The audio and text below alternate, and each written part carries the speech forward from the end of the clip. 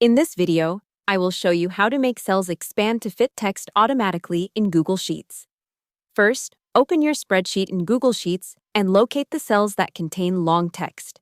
Sometimes text gets cut off because the column is too narrow or the row is not tall enough.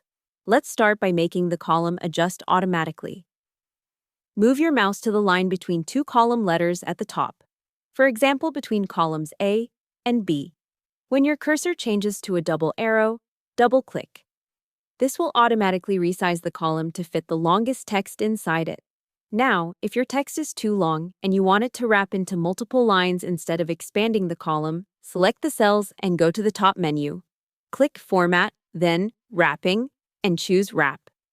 Once text wrapping is enabled, Google Sheets will automatically expand the row height to fit all the text within the cell. This makes everything visible without needing to widen the column. You can also manually adjust row height by dragging the row border or double-clicking the row line to auto-fit it based on the content.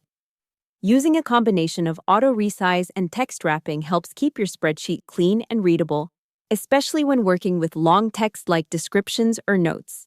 So that's how to make cells expand to fit text automatically in Google Sheets.